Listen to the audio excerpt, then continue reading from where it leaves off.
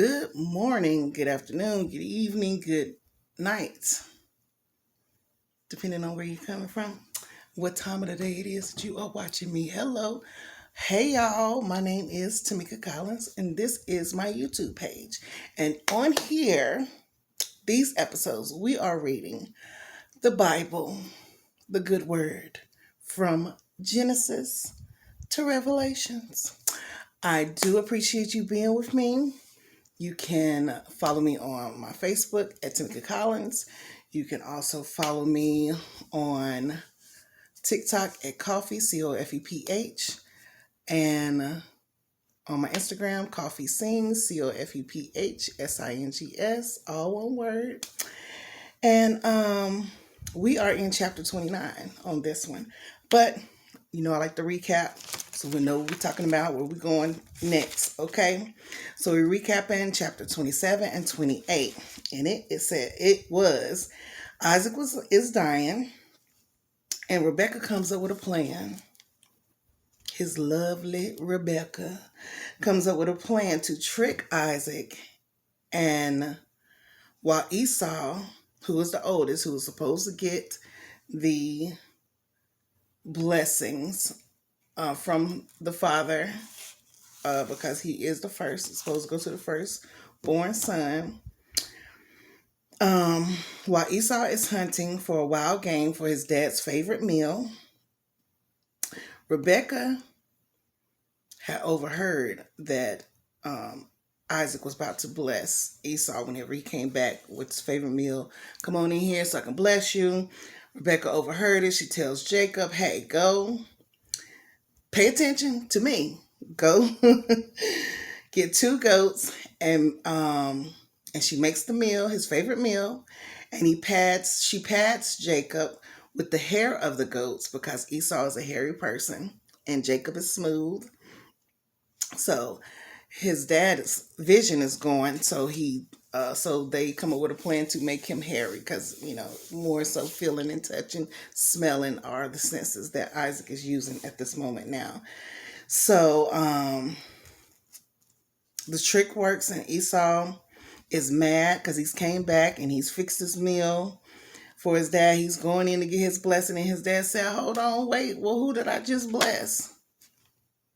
And Esau is furious because Jacob has tricked him again in getting his birthright. Okay, he's stolen his goods again. Okay, so Jacob is sent to his grandfather's land to marry one of his uncle Laban's daughters because they don't want him to marry any of the Hittite women or the Canaanite women either, I do believe. He wants him to marry a descendant, in that blessed land, to carry on the blessings of the Lord that God had promised Abraham. And so Jacob starts a family. He dreams about the stairway that will reach from earth to the heavens, Jacob's ladder. We'll learn about that later. And he wakes up and names the place that he rested his head Bethel, which means the house of God. And Bethel was previously called Luz. Okay, so we in chapter 29. 29. We almost finished with Exodus, y'all. Almost. We getting there.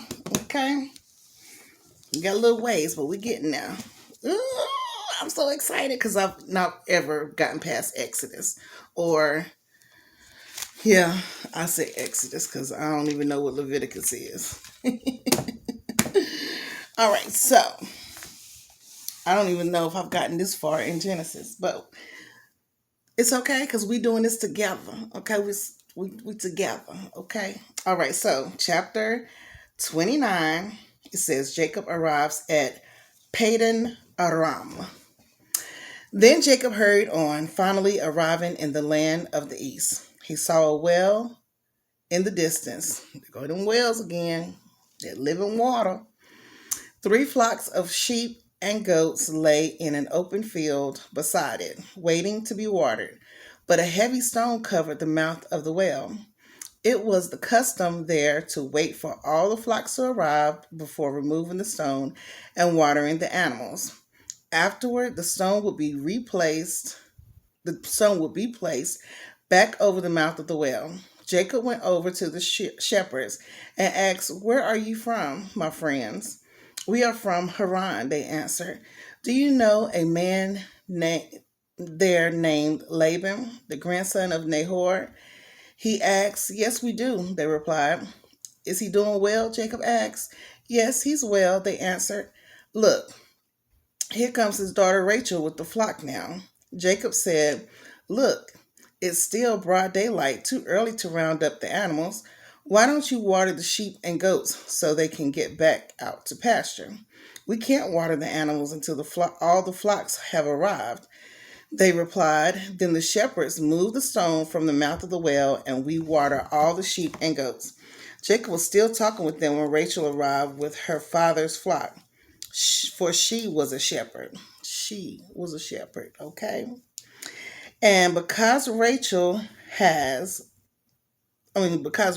his cousin, the daughter of Laban, his mother's brother, and because the sheep and goats belonged to his uncle Laban, Jacob went over to the well and moved the stone from its mouth and watered his uncle's flock.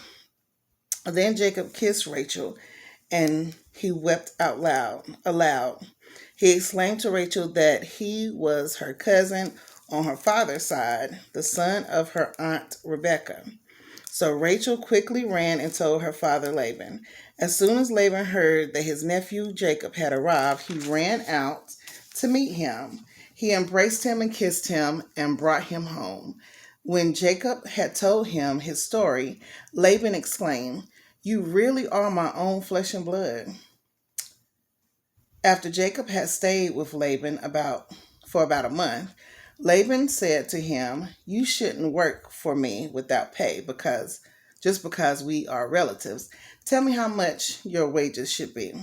Now Laban had two daughters. The older daughter was named Leah, and the younger was named Rachel. There was a sparkle in Leah's eyes, but Rachel had a beautiful figure and a lovely face. Can't trust a big button smile, okay? Okay, get back. Since Jacob was in love with Rachel, he told her father, "I'll work for you for 7 years if you'll give me Rachel, your younger daughter, as my wife." "Agreed," Laban replied. I'd rather give her to you than anyone else. Stay and work with me." So Jacob worked 7 years to pay for Rachel, but his love for her was so strong that it seemed to be to him but a few days. Finally, the time came for him to marry her. "I have fulfilled my agreement," Jacob said to Laban. "Now give me my wife so I can sleep with her." So Laban invited everyone in the neighborhood and prepared a wedding feast. But that night, when it was dark, Laban took Leah to Jacob, and he slept with her. Laban had given Leah a servant, Zilpah, to be her maid. But when Jacob woke up in the morning, it was Leah. "What have you done to me?" Jacob ragged at Laban. "I worked 7 years for Rachel. Why have you tricked me?" "It's not our custom here to marry off our younger daughter ahead of the firstborn," Laban replied. Why didn't he just tell him that? "But wait until the bridal week is over. Then we'll give you Rachel too, provided you promise to work another 7 years for me." So Jacob agreed to work 7 more years. A week after Jacob had married Leah, Laban gave him Rachel too. Laban gave Rachel a servant, Bilhah, to be her maid. So Jacob slept with Rachel too, and he loved her much more than Leah. He then stayed and worked for Laban the additional 7 years. When the Lord saw that Leah was unloved, he enabled her to have children, but Rachel could not conceive. So Leah became pregnant and gave birth to a son. She named him Reuben, for she said, "The Lord has noticed my misery, and now my husband will love me."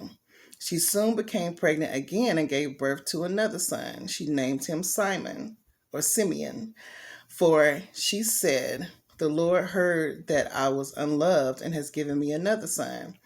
Then she became pregnant a third time and gave birth to another son. He was named Levi, for she said, "Surely this time my husband will feel affection for me, since I have given him three sons." Once again, Leah became pregnant and gave birth to another son. She named him Judah, for she said, "Now I will praise the Lord." And then she stopped having children. We're going to stop right there because I think chapter 30. Yeah, chapter 30 is pretty long. We might get to 30 and 31. But, wow. That's a lot in that story. We getting a whole lot of meat here. So, recapping here, Jacob has went to his grandfather's place where he dwells and has met Rachel, who is his late cousin. And Rachel asks him to come back with her to her house, and because he is kin. And